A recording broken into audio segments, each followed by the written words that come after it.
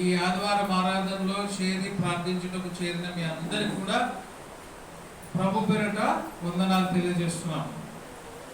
ఈరోజు మనం కీర్తనలు 136వ అధ్యాయము 23వ వచనాన్ని చదువుకుందాం. మనము దీన దశలో ఉన్నప్పుడు ఆయన మనలను జ్ఞాపకము చేసుకునెను, ఆయన కృప నిరంతరము ఉండును. ఈరోజు మనం నేర్చుకోబోయే అంశము మన దీన దశను దేవుడు జ్ఞాపకము చేసుకును అని మనం నేర్చుకుంటున్నాం. చాలా చక్కని మాట ఈ పరిశుద్ధ గ్రంథంలో మనం చూస్తున్నాం. పరిశుద్ధ గ్రంథము అంటేనే చాలా విలువైనటువంటి మాటలు, జ్ఞానాన్ని కలగజేసే మాటలు, తెలివిని, బుద్ధిని, వివేచనను కలగజేసే మాటలు, ఆదరణ కలగజేసే మాటలు ఇందులో వ్రాయబడి ఉంటాయి. దేవుని మాట మనము చదువుకున్నట్లయితే 136వ కీర్తన మరి చదువుతున్నా చూడండి. మనము ఈ లోకంలో ఉండే మనము ఏ దశ అంట? దీన దశలో ఉన్నప్పుడు. మనము దీన దశలో ఉన్నప్పుడు, మనము ఉన్నతమైన దశలో ఉన్నప్పుడు, మనము బాగా అన్నీ ఉన్న సమయంలో అందరూ మనల్ని ఆదరిస్తారు, అందరూ మనల్ని ప్రేమిస్తారు, అందరూ మనకు దగ్గరగా ఉంటారు. మనము దీన దశలో ఉన్నప్పుడు ఆయన మనలను జ్ఞాపకము చేసుకొనెను. మనుషులు దీన దశలో ఉన్నప్పుడు సాటి మనిషి ఎప్పుడు కూడా జ్ఞాపకం చేసుకోడు. దీన దశలో ఉండే మనుషులని వదిలిపెడతారు. సంపన్నమైన స్థితిలో ఉండే వారిని జ్ఞాపకం చేసుకుంటారు. సంపన్న స్థితిలో ఉండే వారి దగ్గరికి మాత్రమే వెళ్తారు, కానీ దీన దశలో ఉన్న వారి దగ్గరికి ఎవరు కూడా వెళ్ళరు. కానీ మన దేవుడు ఎవరిని జ్ఞాపకం చేసుకుంటున్నాడంట? దీన దశలో ఉండే వారిని జ్ఞాపకం చేసుకుంటున్నాడు. ఎందుకంటే దీన దశలో ఉండి నువ్వు మొరపెట్టినప్పుడు, ఏమీ లేని స్థితిలో ఉండి నువ్వు మొరపెడుతున్నప్పుడు దేవుడు నీ ప్రార్థనను ఆలకించి నిన్ను ఏం చేసుకుంటున్నాడు? జ్ఞాపకము చేసుకొనిచున్నాడు. నీ దీన స్థితి ఏమైందో ఆ దీన స్థితిని ఆయన జ్ఞాపకము చేసుకొని దీన స్థితిలో నుండి నిన్ను ఉన్నతమైన స్థితికి తీసుకొని పోయే దేవుడు. ఆయన కృప నిరంతరము ఉండును. సంపన్న స్థితిలో ఉన్నా, దీన స్థితిలో ఉన్నా దేవుని కృప ఎప్పుడు ఉంటుందంట? నిరంతరము ఉంటుంది. మనుషుల ప్రేమ గొప్ప స్థితిలో ఉంటేనే మనుషుల ప్రేమ మన మీద ఉంటుంది. దీన స్థితిలో ఉన్నప్పుడు మనుషుల యొక్క చూపు మన మీద ఉండదు. ఆయన కృప ఎప్పుడెప్పుడు ఉంటుందంట? నిరంతరము ఉంటుంది. సామెతలు 19వ అధ్యాయము 4వ వచనము 7వ వచనము చదువుకుందాం. ధనము గలవానికి స్నేహితులు అధికముగా నుందురు. చాలా జాగ్రత్తగా ఈ మాట గమనించాలి. ఎవరు స్నేహితులకు దండిగా ఉంటారో? ఎవరికి? ధనము గలవానికి. ధనము గలవాడు దీనస్థితిలో ఉన్నవాడా, ఉన్నత స్థితిలో ఉండేవాడా? దరిద్రుడు అంటే ధనము లేనివాడు దీనస్థితిలో ఉంటాడు. ధనము కలిగిన వాడు ఏ స్థితిలో ఉంటాడు? ఉన్నత స్థితిలో ఉంటాడు. దేవుని మాట ఏం చెప్తుందంటే, స్నేహితులు ఎవరికి ఎక్కువగా ఉంటారంట? ధనము గలవానికి స్నేహితులు అధికముగా నుందురు. ఎందుకు ధనము గలవానికి స్నేహితులు ఉంటారు చెప్పండి? వాని దగ్గర ఏముంది? ధనం ఉంది కాబట్టి, డబ్బు ఉంది కాబట్టి మనుషులు ప్రేమిస్తారు. ఈ లోకంలో మనుషులు మనల్ని ఎప్పుడు ప్రేమిస్తారంటే, అందం ఉంటే మనిషిని ప్రేమిస్తారు, ధనం ఉంటే ప్రేమిస్తారు, ఆస్తి ఉంటే ప్రేమిస్తారు, అంతస్తు ఉంటే మనిషిని ప్రేమిస్తారు. కానీ దీన దశలో ఉంటే ఎవరు కూడా ఆ దీనుని ప్రేమించడు. కానీ ప్రత్యేకంగా దేవుడు దీనుని ప్రేమిస్తున్నాడంట, దీనుని జ్ఞాపకం చేసుకుంటున్నాడు. మనుషులు ఏ రోజు కూడా దీనుని జ్ఞాపకము చేసుకోడు. ధనము గలవానికి స్నేహితులు అధికముగా నుందురు. దరిద్రుడు తన స్నేహితులను పోగొట్టుకొనును. దరిద్రునికి ఒకవేళ అడపదడప ఒకరో ఇద్దరో స్నేహితులు ఉంటే ఆ స్నేహితులు కూడా ఎవరు పోగొట్టుకుంటాడంట? దరిద్రుడు పోగొట్టుకుంటాడు. ఎందుకంటే దరిద్రునితో ఎవరు కూడా స్నేహము చేయరు. ధనము గలవానితో బాగా స్నేహం చేస్తారు. ఎందుకంటే ధనము గలవానితో ఉంటే అన్నీ దొరుకుతాయి. ఏమేమి దొరుకుతాయి ధనము గలవానితో ఉంటే? తిండి బాగుంటుంది, మందు బాగుంటుంది. తిండి మందు ఎవరి దగ్గర? ధనము గలవానితో. దరిద్రునితో ఏముండదు. కాబట్టి ఉండే స్నేహితులు కూడా ఏం చేస్తారంట? దరిద్రుని విడిచిపెట్టి వెళ్ళిపోతారు. దరిద్రుడు తన స్నేహితులను పోగొట్టుకొనును. 7వ వచనం చూడండి. బీదవాడు తన చుట్టములందరికీ ప్రేమ గలవాడు కదా. అసహ్యుడు ఎవరికి అంట? ఒక్క చుట్టంకి కాదు, అందరు చుట్టాలకి. ఎవరు? బీదవాడు తన చుట్టములందరికీ. చుట్టాలు అంటే మనకు అర్థం కాదు, బంధువులు అంటే మనకు బాగా అర్థమవుతాయి. చుట్టములందరూ ఎవరంట? అసహ్యుడు. ఎవరు అసహ్యుడు? బీదవాడు. ధనవంతుడైతే బాగా ప్రేమిస్తాడు. దరిద్రుని ఎవరు కూడా, బీదవాడిని ఎవరు కూడా ప్రేమించరు. అట్టివానికి స్నేహితుడు దగ్గర ఉంటాడా, దూరం ఉంటాడా? ఎవరికి? బీదవానికి స్నేహితుడు మరీ దూరంగా ఉంటాడంట. ధనవంతునికి అయితే దగ్గర ఉంటాడు, బీదవానికి మామూలు దూరం కాదు, అది చాలా దూరము. ఎందుకు అంటే ధనవంతుడి కాడ ఉంటే బాగా అన్ని సంతోషమే. లేని వాని దగ్గర, పోగొట్టుకున్న వాని దగ్గర ఎవరు ఉండరు. సంపాదించుకునే వాని దగ్గర, సంపాదన ఎక్కువ అవుతున్న వాని దగ్గర అందరూ బాగా క్లోజ్గా ఉంటారు. ఈ లోకంలో బాగా గమనించండి, ధనం ఉన్నవానికి ఒక లెక్క, ధనము లేనివానికి మరో లెక్క ఉంటుంది. ధనము గల వాడిని బాగా ప్రేమిస్తారు, దగ్గర కూర్చోబెట్టుకుంటారు, వానికి గౌరవం ఇస్తారు. డబ్బు లేనివాడిని ఏం చేస్తారు? అందరూ తిరస్కారం చేస్తారు, దూరము పెడతారు. అందుకే దేవుని మాట ఏం చేస్తుందంట? బాగా ప్రేమించే స్నేహితుడు కూడా వాడు ధనము పోగొట్టుకొని దరిద్రుడైనప్పుడు, ధనము పోగొట్టుకొని బీదవాడైనప్పుడు స్నేహితుల్లో కూడా మరీ దూరము అవుతారు అని చెప్తుంది. కానీ దేవుడైతే నీ దీన దశను, నీ దశ దిశ రెండు మారుస్తాడు. దేవుడు ఏమేమి మారుస్తాడు? నీ దశ దిశ రెండు మారుస్తాడు. ఎవరు? దేవుడు. నీ దశ దిశ బాగుంటేనే మనుషులు నిన్ను ప్రేమిస్తారు. నీ దశ దిశ బాగలేకపోయినా ఆ రెండింటిని ప్రేమించి ఉన్నతమైన స్థితిలోనికి నిన్ను చేర్చేవాడు ఎవరయ్యా అంటే దేవుడు మాత్రమే. యోబు గ్రంథము చూడండి, 5వ అధ్యాయం 11వ వచనాన్ని మనం చదువుకున్నట్లయితే, ఆయన దీనులను ఉన్నత స్థలములో నుంచును. ఆయన దీనులను ఎక్కడ పెడతాడంట? ఉన్నత స్థలములో పెడతాడు. ఎవరు ఆయన? ఆయన అంటే ఎవరు? మనం ఏం చదువుకుంటే దీనునికి, బీదవానికి చుట్టాలు, స్నేహితులు ఏమవుతారు? దూరంగా ఉంటారు. కానీ దేవుడైతే ఏమీ లేనటువంటి దీనుని ప్రేమిస్తాడు. ఏమీ లేనటువంటి దీనుని ప్రేమించి దరిచేర్చి దగ్గర చేర్చుకొని ఉన్నత స్థలములో అని ఉంచుతాడు. ఎవరిని? దీనుని, దీన స్థితిలో ఉండేవాడిని, బీదవాడిని, వాడిని ఎక్కువగా దేవుడు ప్రేమిస్తాడు. దుఃఖపడు వారిని క్షేమమునకు లేవనెత్తును. 3 విషయాలు ఇక్కడ మనం చూస్తున్నాం. దీనుని లేవనెత్తుతాడు. లేవనెత్తి ఎక్కడ పెడతాడంట? ఉన్నత స్థలములో దేవుడు ఉంచుతాడు.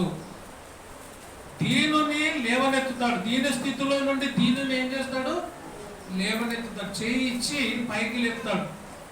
పడిపోయినప్పుడు, దీన స్థితిలో ఉన్నప్పుడు, ఎవరు దగ్గరికి తీయని సమయంలో దేవుడు ప్రేమించి చేయి ఇచ్చి నిన్ను పైకి లేపి ఉన్నతమైన స్థలములో దేవుడు ఉంచుతాడు. మనిషి అయితే, ఒక మనిషి దీన స్థితిలోనికి పోయినప్పుడు, దరిద్రమైన స్థితిలోనికి పోయినప్పుడు, పేదవాడిగా ఉన్నప్పుడు మరీ తొక్కాలని ఆలోచన చేస్తాడు మనిషి. కానీ దేవుడైతే నీవు దీన దశలో ఉండి మొరపెడితే నిన్ను చేయి పట్టుకుని లేవనెత్తి ఉన్నతమైన స్థలములో నిన్ను ఉంచుతాడు. ఎవరు? దేవుడు. ఆయన రాజులకు రాజై ఉన్నాడు, ప్రభువులకు ప్రభు అయినాడు, రారాజు ఆయన, మహాదేవుడు, మహా గొప్పవాడు ఆయన. 40వ కీర్తన 17వ వచనం చదువుకున్నట్లయితే, అందుకే ఇక్కడ దావీదు చెప్తున్న మాట ఏమంటే, నేను శ్రమల పాలై దీనుడనైతిని. ఎప్పుడు ఒక మనిషి దీనుడైతాడు చెప్పు? శ్రమ వచ్చినప్పుడు. దావీదు అదే చెప్తున్నాడు, అయ్యా దేవా, నేను శ్రమల పాలైనాను, కష్టాల్లో మునిగిపోయినాను, నేను దుఃఖములో మునిగిపోయినాను. దుఃఖములో మునిగిపోయి నేను ఏమై ఉన్నాను? దీనుడనైతిని. ప్రభు నన్ను తలంచుకొనుచున్నాడు. దీనుని ఎవరైనా తలుస్తాడా? దీనుని ఎవరైనా జ్ఞాపకం చేసుకుంటాడా?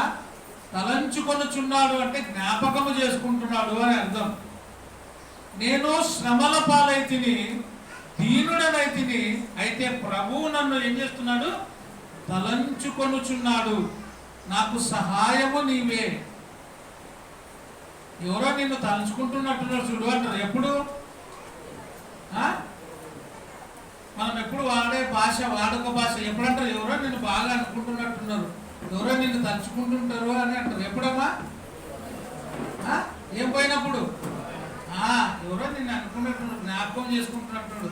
మీ నాయనగానే అనుకున్నాడేమో, మీ అత్త అనుకునేదేమో, మీ మామ అనుకున్నాడేమో, తలుచుకుంటున్నట్టున్నారు అని చెప్పి ఏం చేస్తారు? ఆ మనిషిని పొరపోయినప్పుడు నెత్తి మీద చేయి పెట్టి 2 సార్లు 3 సార్లు కొడతారు. అంటే భయపడద్దు, తలుచుకుంటున్నాలే, పొర్రబోదు, ఏం కాదు అని. దేవుడు కూడా నిన్ను దీన దశలో ఉన్నప్పుడు ఏం చేస్తున్నాడంట? తలంచుకొనుచున్నాడు. మరొకసారి 40వ కీర్తన 17వ వచనం చదువుతున్నా చూడండి. నేను శ్రమల పాలై దీనుడనైతిని, ప్రభు అయితే నన్ను ఏం చేస్తున్నాడు? తలంచుకొనుచున్నాడు. నాకు సహాయము నీవే, నా రక్షణ కర్తవు నీవే, నా దేవా ఆలస్యము చేయకు. ఎంత మంచి మాట చూడండి. నా దేవా ఆలస్యము చేయొద్దు. నేను శ్రమల పాలై నలిగిపోతున్నా దేవా, నీవు ఆలస్యం చేయొద్దు నాయనా.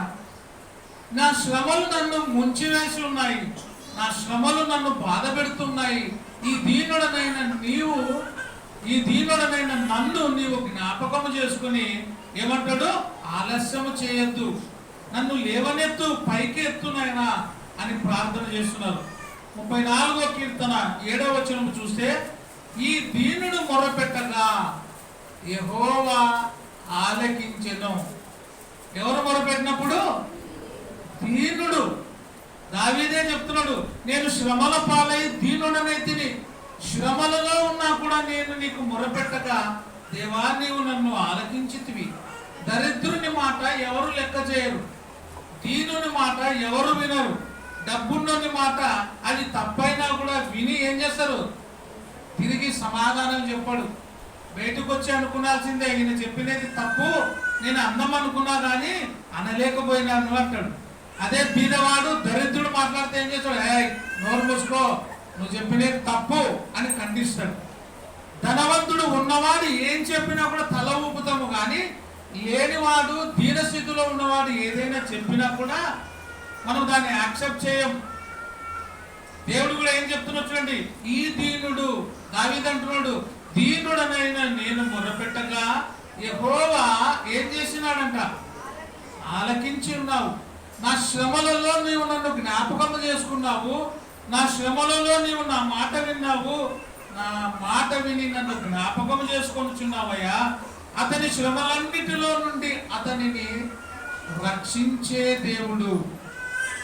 శ్రమలలో ఆయన కాపాడే దేవుడు, శ్రమలలో రక్షించేటువంటి దేవుడు ఆయన. దీనులు మొరపెట్టగా ఆయన ఆలకిస్తాడు. ఆలకించి నీ దశ 2 మారుస్తాడు. నీ దశ దిశ 2 ఏం చేస్తాడు? ఆయన ఖచ్చితంగా మారుస్తాడు. నీ దశ ఏమైనప్పటికీ కూడా నీ దిశను మారుస్తాడు, నీ దశను మారుస్తాడు. చాలా మంది చూసినప్పుడు అనుకుంటానికి అంతే, వాళ్ళ పని అయిపోయింది, వాళ్ళు పైకి రాలేంగా, బాగైందిలే అని అనుకుంటారు. కానీ నీ బాగలేని స్థితిలో కూడా నిన్ను జ్ఞాపకం చేసుకునేది ఎవరు? దేవుడు మాత్రమే. ఒక మనిషి దిగజారిపోతున్నాడు, ఒక మనిషి నలిగిపోతున్నాడు, ఒక మనిషి కృషించిపోతున్నాడంటే మనుషులు సంబరపడతాడు. అవసరమైతే 2 చేతులు కొట్టి సప్పట్లు కూడా కొడతారు బాగైందిలే అని. కానీ దేవుడు నువ్వు నలిగిపోతుంటే చూడలేడు. నీవు బాధపడుతుంటే దేవుడు ఏ రోజు కూడా సంతోషించాడు. ఆయన నిన్ను జ్ఞాపకం చేసుకుంటాడు. నీ దశలో, నీ దీన దశలో నువ్వు ప్రార్థన చేసినప్పుడు ఆయన నీ చెయ్యి పట్టుకొని పైకి లేపే దేవుడు.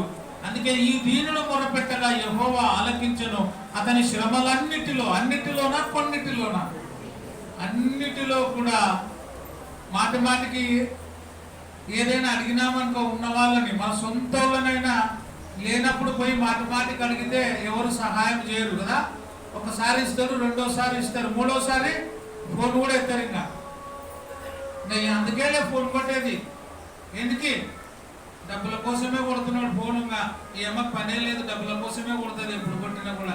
అది చేయి, ఇది చేయి అని చెప్తుంది అంతే అని ఫోన్ కూడా మాట్లాడడం. కానీ దేవుడైతే నువ్వు ఎన్నిసార్లు ప్రార్థన చేసినా, ఎన్నిసార్లు హీన స్థితిలో ఉండి ప్రార్థన చేసినా నీ ప్రార్థన ఆయన ఎన్నటి కూడా త్రోసివేయడు. నువ్వు ఎన్నిసార్లు మొరపెట్టినా, ఎన్నిసార్లు నువ్వు జ్ఞాపకం చేసుకున్నా నిన్ను కూడా ఆయన ఏం చేస్తాడు?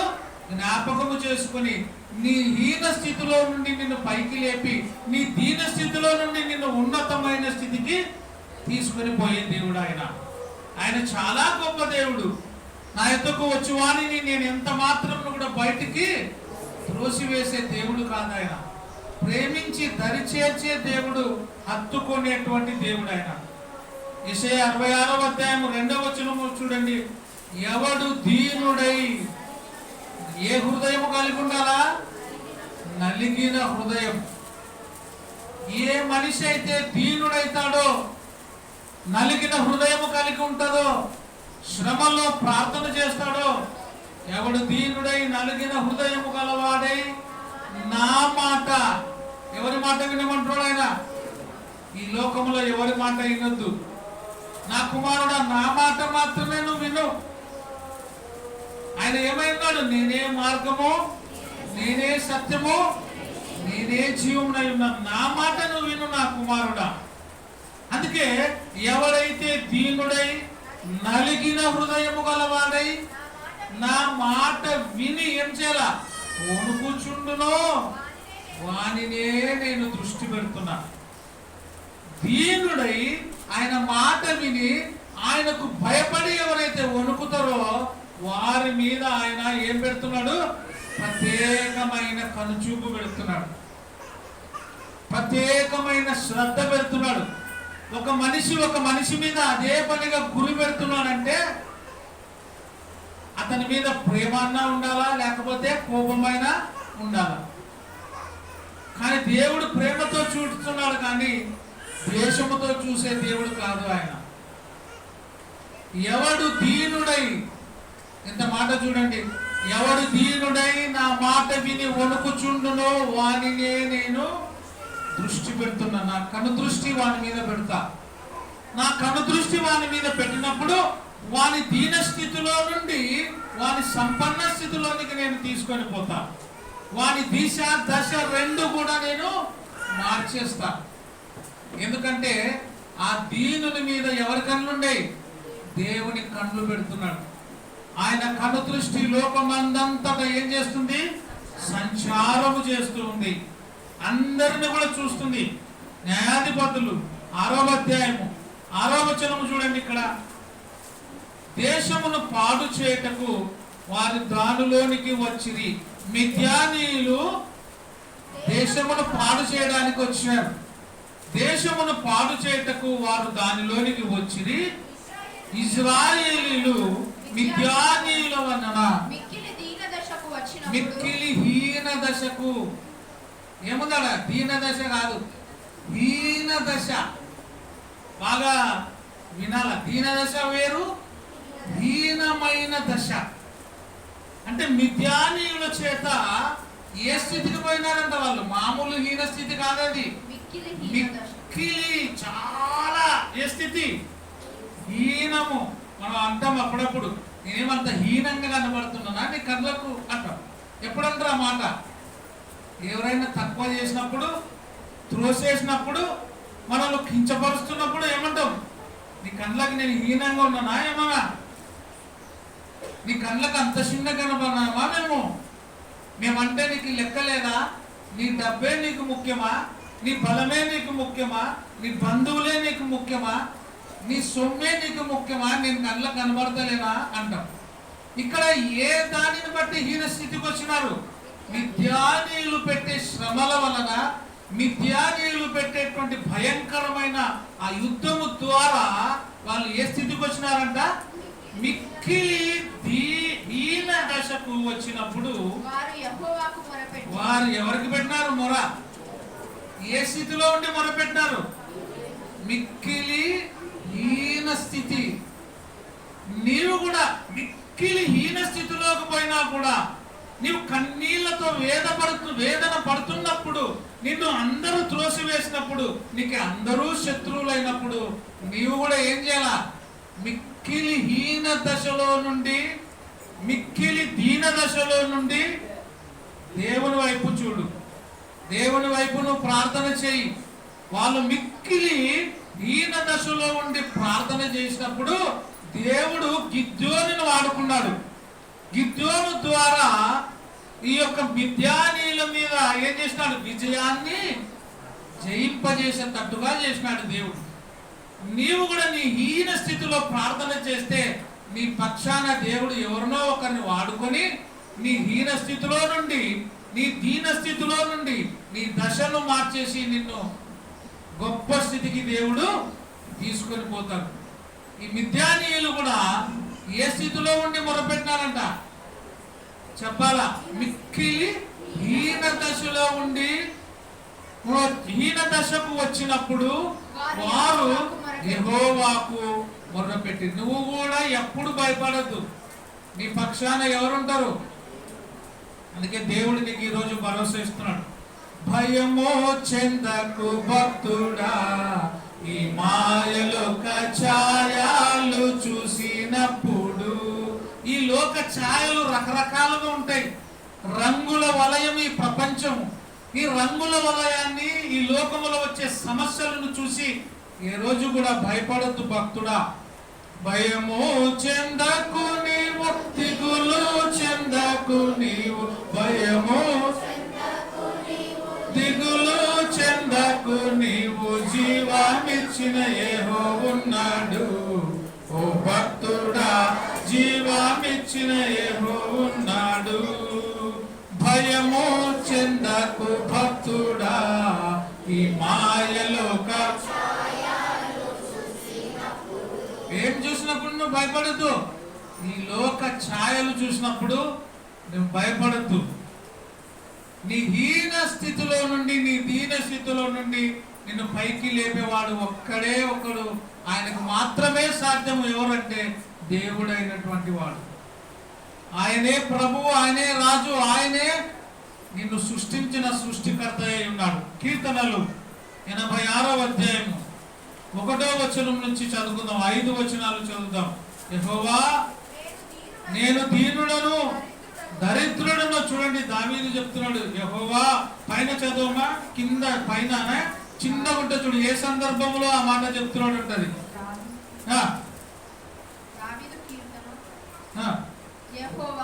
దావీదు కీర్తన ఉంది, అంతేనా? యెహోవా, నేను దీనుడను. చూడండి, ఎవరైనా అట్లా చెప్తారా దేవుని కాడ? నువ్వు నిజంగా హీన స్థితిలో ఉన్నా, దరిద్రుడుగా ఉన్నా, దేవా నేను దరిద్రులను అని ఎవరైనా చెప్తావా మనం? నేనేమో దరిద్రునా, నేనేమన్నా హీన స్థితిలో ఉన్నానా? ఉన్నా కూడా చెప్పుకోము. కానీ దావీదు చెప్తున్నాడు చూడండి, యెహోవా, దేవా నేను ఎవరిని?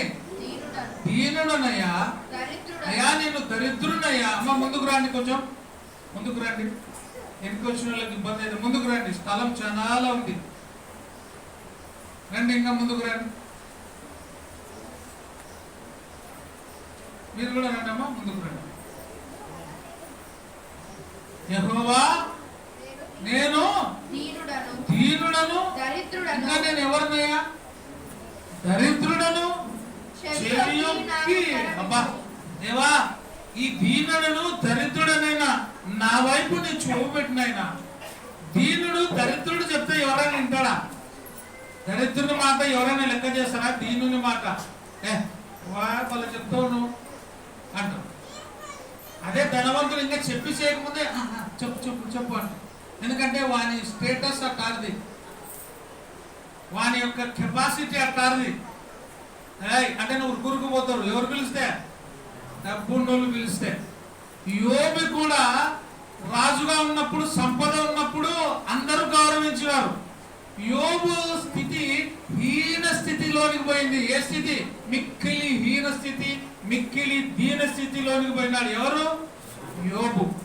అప్పుడు యోబు అంటున్నాడు, ఈ స్థితిలో ఉండి నేను నా పనివాడిని పిలువ కూడా నా పనివాడు నా మాటను లెక్క చేయడం లేదు. డబ్బు ఉన్నప్పుడు అంటే అయ్యా చెప్పు చిత్తం అంటాడు. డబ్బు లేనప్పుడు రారా అంటే వస్తున్నా ఆగు, ఏమి వాడే. ఉన్నప్పుడు ఒక లెక్క పలుకుతాడు, లేనప్పుడు ఒకలాగా పలుకుతాడు. డబ్బు ఉంటే చూసే చూపు వేరు, డబ్బు లేనప్పుడు చూసే చూపు వేరు. కానీ దేవుడు మాత్రం ఎప్పుడు నిన్ను ఒకే చూపుతో చూస్తాడు. యోబు అంటాడు చూడండి, నా పనివానికి నేను ఏమైనానంట, నా మాట వినడం లేదు, నా స్నేహితులు నా మాట వినడం లేదు, నా భార్యకు నేను అసహ్యమైపోయిన, భార్యకు కూడా లెక్కలేనటువంటి వాడు అంటున్నాడు. ఈనాడు ఏదైనా అన్ని ఇస్తుంటేనే భార్య కూడా లెక్క చేస్తుంది, లేకపోతే భార్యలు కూడా లెక్క చేయని వాళ్ళు ఉన్నారు చాలా మంది. ఏం పెట్టినా అబ్బో ఒక్క నక్లెస్ అని చేపిస్తువా నీ ముఖానికి, ఉన్నప్పుడు పాపం చేపించింటాడు, లేనప్పుడు తిరుగుతుంటది. వానికి ఏం అర్థం కావాలో తెలియదు, ఇంట్లో ఉండాలో బయటికి పోవాలో అర్థం కాదు.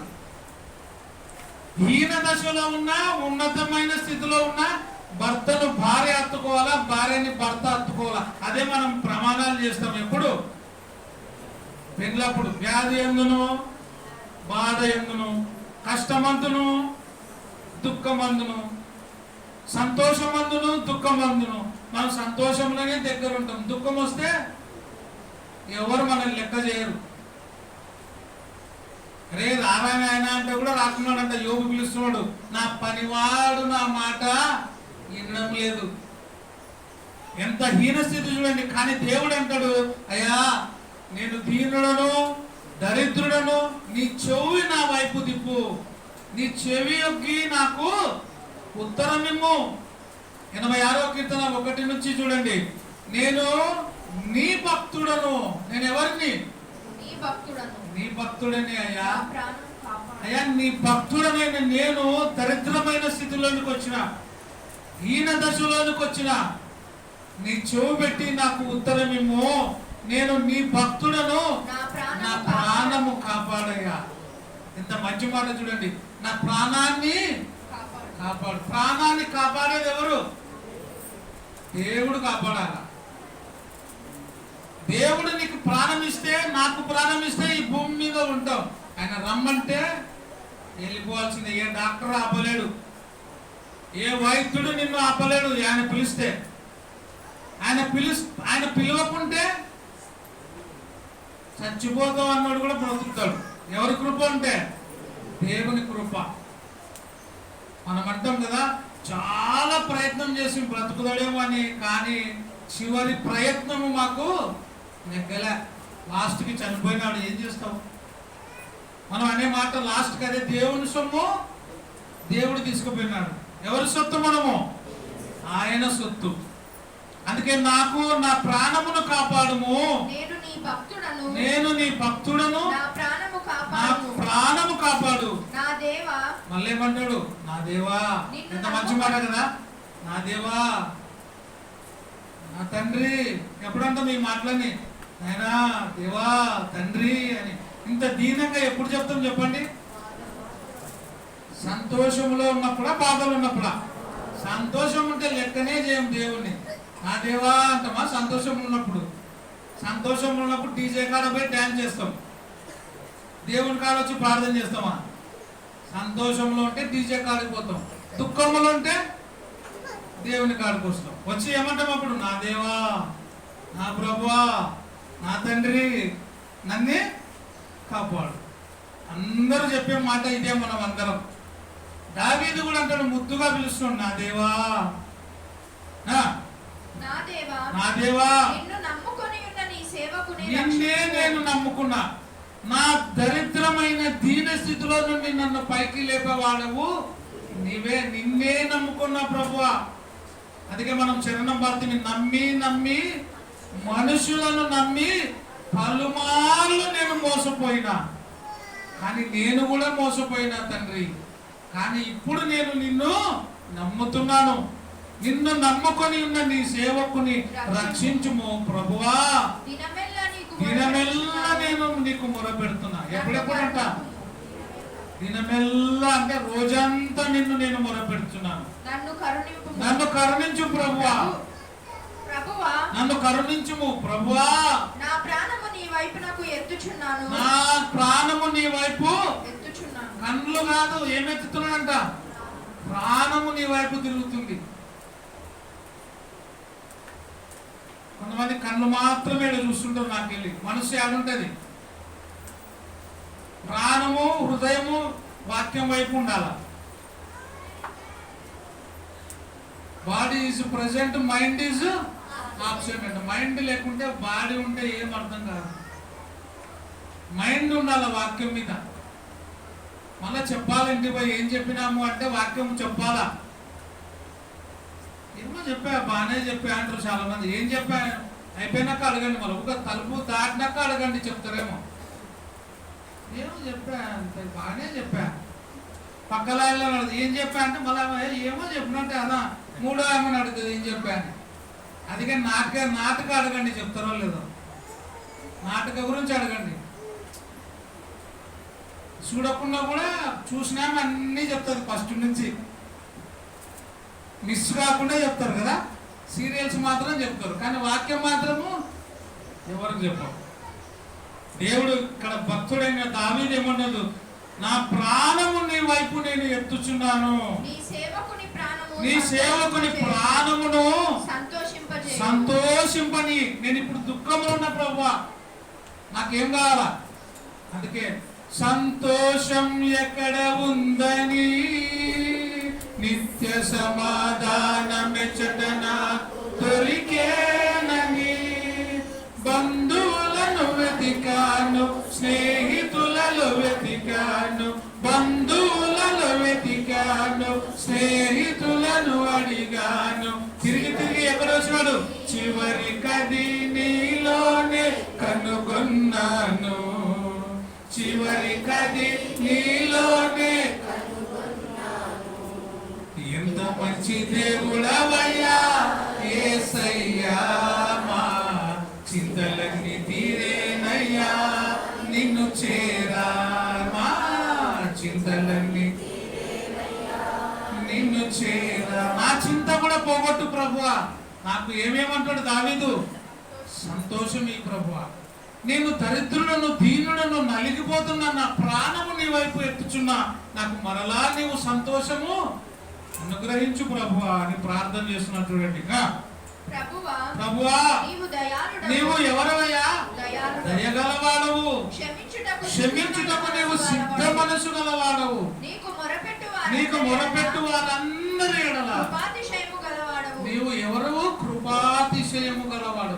నీకు ఎవరైతే ప్రార్థన చేస్తారో వాళ్ళందరినీ కూడా కరుణించే దేవుడు. 138వ కీర్తన 6వ వచనం.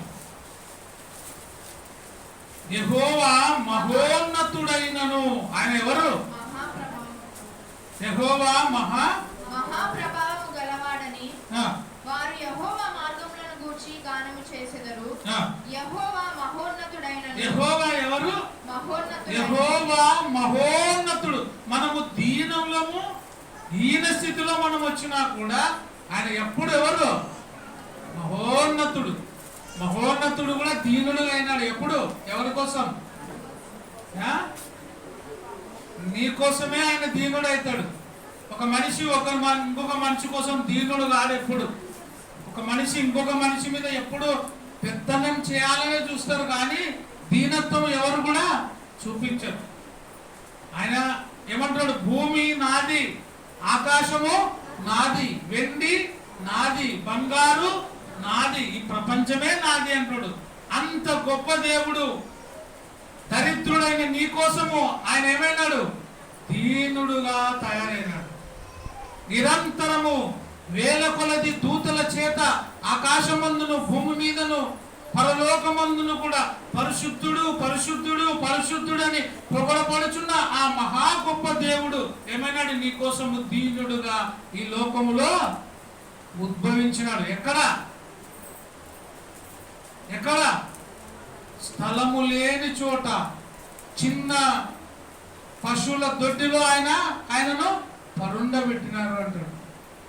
ఆ చిన్న తగ్గించుకొని దీనుడుగా, తను తాను గొప్పవాడైనా కూడా దీనుడుగా నీ కోసం ఈ లోకానికి వచ్చిన దేవుడు ఆయన.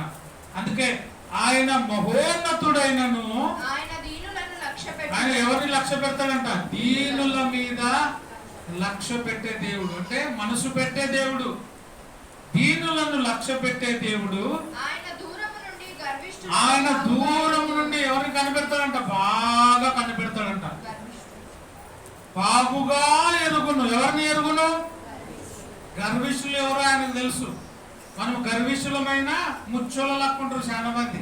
లోపల మాత్రం ఎట్లుంటుంది? నివురు కప్పిన నిప్పు అంటారు. తెలుసా మీకు? నివురు కప్పిన నిప్పు. లోపల చాలా గర్వం ఉంటుంది, పైకి మాత్రం కట్టెలు బాగా మండిన తర్వాత బూడిద ఉంటుంది కదా, బూడిద గెలుపు. లోపల ఏముంటుంది? నిప్పులు ఉంటాయి. మనిషి కూడా అట్లా ఉంటాడు, చాలా మంచిగా నైస్గా ముదువుగా ఉంటాడు, కానీ లోపల గర్వము అహంకారం నిండి ఉంటుంది. నిప్పులు ఉన్నట్టు ఉంటుంది మనిషికి లోపల. ఎప్పుడు కూడా బగబగనే ఉంటుంది ఆ మనిషికి. కానీ ఆయన అయితే ఎవరిని బాగుగా కనిపెడతాడంట? గర్విష్ఠులను బాగుగా ఎరుగును. గర్విష్ఠుడు ఎవడో ఎవరికి తెలుసు? దేవునికి తెలుసు. దీనుడు ఎవరో తెలుసు, గర్విష్ఠుడు ఎవరో తెలుసు. ఎవరికి? దేవునికి బాగా తెలుసు. ఆయనకి ఎరుగుతాడు. ఆయనకు బాగా జ్ఞాపకము. మనిషిని బాగా కనిపెట్టే దేవుడు. హృదయాంతరంగములను పరిశోధించేటువంటి దేవుడు, హృదయాంతరంగములను పరిశీలన చేసేటువంటి దేవుడు. నీ హృదయములో దీనత్వం ఉందా? నీ హృదయములో గర్వం ఉందా? ఎవరు పరిశీలన చేస్తాడు? దేవుడు. చాలా మంది మనుషుల జాతకాలు చూపించుకుని పోతుంటారు. యాడికి? హిందువుల కంటే క్రైస్తవులే ఎక్కువ పోతున్నారు పెళ్లిళ్ళు పెట్టుకుంటే ముహూర్తాల కోసం. ఎవరి కాడికి? నాకైతే చాలా నవ్వు వస్తుంది, ఒకసారి సిగ్గు అవుతుంది. క్రైస్తవులు కూడా ఏం చెప్తున్నారు? యాడికి పోతున్నారు? పాపనయ్య కాడికి. సిగ్గుందా నీకు కొంచెమన్నా కూడా? క్రైస్తవునివి, బాప్తిస్మము ద్వారా నువ్వు క్రొత్త జన్మ ఎత్తి క్రీస్తును ధరించుకున్నావు. నీవు పెళ్లిళ్ళకి సావులకి ముహూర్తాలు పెట్టుకుని ఎవరు జరిగిపోతున్నావు? నిజమైన దేవుని వదిలిపెట్టి ముహూర్తాలకు పోతున్నాడు. మొత్తం బ్యాచ్ బ్యాచ్ పోతున్నాడు పెట్టుకునిగా. అన్నీ చూసి ఈ టైము అని చెప్తే ఆ టైమే పెట్టుకుంటారు. ఆ టైంకి కరెక్ట్ పడాలా, కరెక్ట్ తాళి కట్టాలా, కరెక్ట్ ముహూర్తం పడాలా. కనీసం జీలకర్ర బెల్లమన్నా పెట్టాలా. మన వాళ్ళు కనీసం చేతుల బియ్యమన్నా పడాలా. మనిషి మీద పడకుంటే చేతుల బియ్యమన్నా రావాలి. మహోన్నతుడు, ఉన్నతుడు ఆయనను వదిలిపెట్టి ఎక్కడెక్కడో తిరుగుతుంటాం మనం. అందుకు ఆయన ఎవరిని బాగా తెలుసు అంట? గర్విష్ఠుడు ఎవడో ఆయనకి బాగా తెలుసు, దీనుడు ఎవడో ఆయనకి బాగా తెలుసు. యోబు గ్రంథము చదువుకొని ముగించుకుందాం. యోబు గ్రంథము 11వ అధ్యాయము 13వ వచనం నుంచి 17 వచనాలు చదువుకుందాం. నీవు నీ మనసును తిన్నగా అంటే సరిగా నిలిపిన ఎడల, నీ చేతులు ఆయన వైపు ఏం చేయాలా? ఎవరి వైపు చాపాలా? మనము ఎవరి వైపు చాపుతున్నాం? చేతులు. మన చేతులు ఎవరి వైపు పోతాయి? ప్రార్థన చేసేటప్పుడు మన చేతులు దేవుని వైపు ఉండాలి. పైన ఆకాశమందును భూమి మీదను భూమి క్రింద నీళ్ళ యందును ఎవరికి కూడా మనం నమస్కారం చేయకూడదు. ఏ దేవునికి దేవతకు మనము సాష్టాంగ నమస్కారం కానీ మొక్కులు కానీ మొక్కకూడదు. ఎవరికి మొక్కలా? నిన్ను సృష్టించిన, నీకోసం రక్తం ఇచ్చిన దేవునికి మాత్రమే నువ్వు ఏం చేయాలా? నమస్కారం చేయాలి, సాగిల పడాలి, మోకరించాలి. ప్రతి వాని మోకాలు యేసుక్రీస్తు నామమున వంగి ప్రార్థన చేయాలి. అందుకే నీవు నీ మనసును తిన్నగా నిలిపిన ఎడల, నీ చేతులు ఆయన వైపు వైపు చాపిన ఎడల నీ చేతులు ఆయన వైపు చాచిన ఎడల పాపము నీ చేతిలో నుండుట చూచి పాపము నీ చేతిలో నుండుట. చేతిలో ఉండే పాపం ఏమి? చేతిలో ఉండే పాపం. చేతిలో ఏమైనా పాపం ఉందా విజయ్? చేతితో చేసే పాపాలు. చేతిలో పాపం ఉంటే ఇచ్చేసే అంటాడు. ఏమేమి ఉంటాయి చేతిలో పాపం? సిగరెట్ తాగుతాలకి ఏమడుతూ ఉంటుంది? యాడుంటుంది? 2 ఏళ్ల మధ్యనే ఉంటుంది పాపం. మందు తాగుతాలకి యాడుంటుంది? ఏమిటితో తాగుతాడు? మూటు పెట్టి తాగుతాడా? మందు తాగే పాపము చేతులతోనే, సిగరెట్ తాగేది చేతులతోనే. ఇంకా పేకాట ఆడేది నోడుతోనా? చిలుక తీసినట్టు తీస్తామా మనం ప్యాకు? చాలా మంది సిల్క పంచాంగాలు కూడా చూపించుకుంటారు. జాతకం బాగాలేదు అని, వాని జాతకమే బాగలేక వాడు సిల్క పట్టుకొని ఒక లైన్లు తిరుగుతుంటాడు. నీ జాతకం అలా వాని కాడిపోతే వాడేం చేస్తాడు? దరిద్రుడు ఇంకో దరిద్రం తిరిగిపోయినట్టుంటుంది. సిల్క పంచాంగం అని చెప్పుతోని వానికి జాతకం బాగలేక పాపం సందు ఎవడు 5 రూపాయలు ఇస్తాడా, ఎవడు 10 పెడతాడా అని చూస్తాడు. ఈ సిల్క వచ్చి తీసేసి చూపించి మన లోపల పైన వాడు ఏమంటాడు? అన్ని చదివి ఇంకా నీకు మంచిగా జరగాలంటే ఈ సిల్క రాని ఇప్పుడు ఏమేలా కవ్వలేస్తా, నీ పేరు మీద పుల్ల పెడతా. మనకి ఆడు పుల్లలు పెట్టకంటే మన పుల్లలే ఎక్కువ ఉంటాయి. వాళ్ళ మీద పుల్ల పెట్టేది, వీళ్ళ మీద పుల్ల పెట్టేది, ఇవి ఎక్కువ మనుషులకి. నీ కుటుంబము నీ సంసారం నువ్వు ఎప్పుడు చేసుకో, ఇంకోరి మీద పుల్లనే పెట్టేది. అది మామూలు పుల్ల పెడితే కానీ అగ్గి పుల్ల మాత్రం గీయాకు. అగ్గి పుల్ల గీస్తే కుటుంబం ఏమవుతుంది? కాలిపోతుంది. నీ ఒక్కదాని గురించి, నీ ఒక్కరి గురించి కుటుంబం కాల్చొద్దు, వేరేళ్ళ కుటుంబం. అందుకే చేతితో చేసే పాపాలేమి? సిగరెట్ తాగితే చేతితో చేసే పాపం, మందు తాగినా, పేకాట ఆడినా, ఇంకా ఏముంటాయి చేతితో చేసేటివి?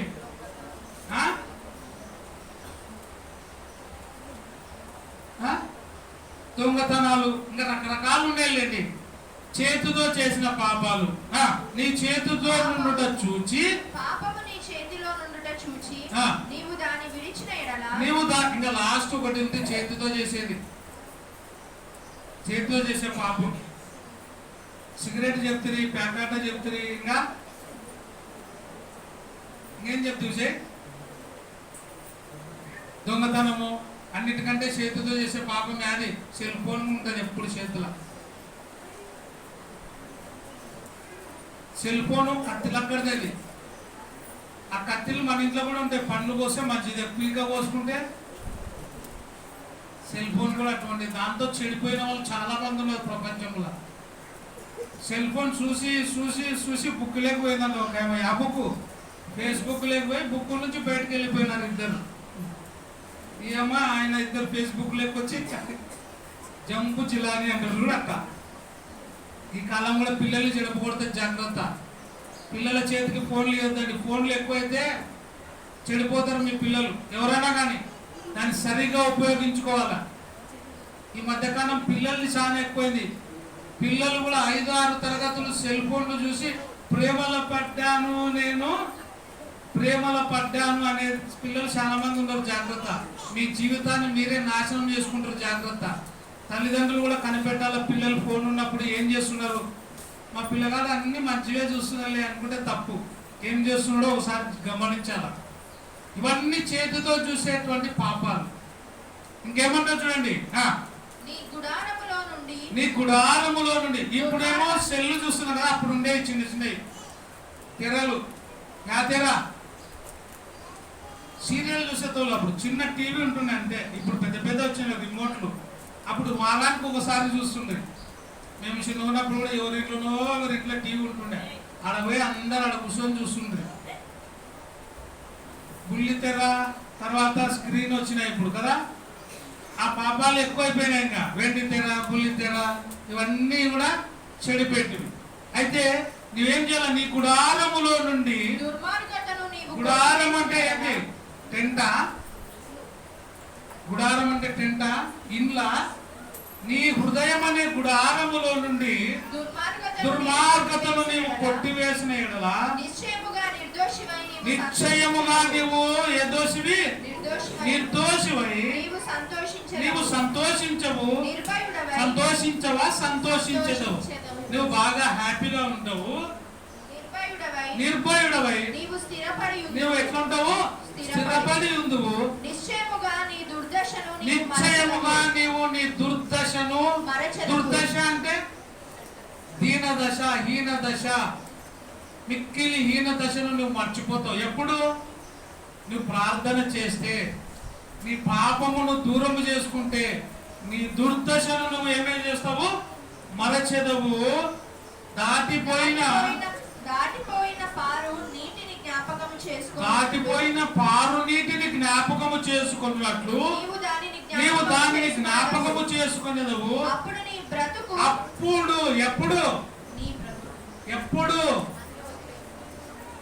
ఎప్పుడు నువ్వు ప్రార్థన చేస్తే, నీ చేతుల్లో పాపాన్ని వదిలిపెడితే, దుర్మార్గమును తీసివేసే, మొదటిది నీవు తిన్నగా నడుచుకోవాలి. రెండవది ఆయన వైపు చూడాలి. మూడవది పాపమును తీసివేయాలి నీ చేతిలో నుండి. దుర్మార్గమును నీవు కొట్టివేసుకోవాలి. తర్వాత స్థిరపడాలి. అప్పుడు నీ బ్రతుకు మధ్యాహ్న కాల తేజస్సు కంటే అధికముగా ఏమైతుంది? ప్రకాశమానంగా ఉంటుంది. మధ్యాహ్నం ఎట్లుంటది? తేజస్సుగా ఉంటది కదా. నీ బ్రతుకు కూడా హీన దశ అప్పుడు ఏమైతుంది? తేజోమయమైన పరిస్థితుల్లోనికి నువ్వు వస్తావు. అప్పుడు నువ్వు మధ్యాహ్న కాలము తేజస్సు కంటే అధికముగా నువ్వు ప్రకాశించదవు. చీకటి కమ్మినను అది అరుణోదయము వలె ఎట్లుంటది? కాంతిగా ఉంటది. అంటే ఎప్పుడు కూడా నువ్వు ప్రకాశంగా మెరుస్తావు అంటుంది. మనం కూడా బాగా క్రాంతిగా ప్రకాశవంతంగా ఉండాలంటే, నీ బ్రతుకు హీన దశ నుండి ఉన్నత దశకు మారాలంటే ఎవరి వైపు చూడాలా? మనం దేవుని వైపు చూడాలి. నీ దశ దిశ మార్చేది ఎవరు? దేవుడు మాత్రమే, కానీ మనుషులు కాదు. నువ్వు మనుషుల దగ్గరికి పోతే నువ్వు ఇంకా హీన దశకు పోతావు. ఎవరి దగ్గరికి రావాలా? దేవుని దగ్గరికి రావాలి. ఆకాశమందు ఆసీనుడా నీ తట్టు నేను కన్నులెత్తుచున్నాను. నీవు కూడా దేవుని వైపు కన్నులెత్తి ప్రార్థన చేస్తే నీ స్థితి ఏమైతుంది? ఉన్నత స్థితిగా మార్చబడుతుంది. మరొకసారి చివరిగా 136వ కీర్తన మొదటగా చదువుకొని ముగించుకుందాం. 23వ వచనం. మనము దీన దశలో ఉన్నప్పుడు, ఏ దశలో? దీన దశలో ఉన్నప్పుడు ఆయన మనల్ని ఏం చేసుకుంటున్నాడు? జ్ఞాపకం చేసుకుంటాడు. అంటే నా కుమారుడు, నా కుమార్తె దీన దశలో ఉంది అని చెప్పి జ్ఞాపకం చేసుకుంటాడు. ఎప్పుడు? ప్రార్థన చేస్తే, ఎప్పుడు నీ చేతిలో నుండి పాపమును తీసివేస్తే, ఎప్పుడు నీ మనసు దేవుని వైపు ఉంచితే, నీ హృదయాన్ని పదిలంగా ఉంచితే ఆయన నిన్ను జ్ఞాపకము చేసుకొనును. ఆయన కృప నిరంతరము నీ మీద ఉంటుంది. కాబట్టి నిరంతరము ఆయన కృప, కీర్తన, ప్రార్థన దీన దశలో ఉండి మొరపెట్టే వారికి నిరంతరము తోడుగా ఉండును గాక. ఆమేన్. థాంక్యూ. వందనాలు అందరికీ.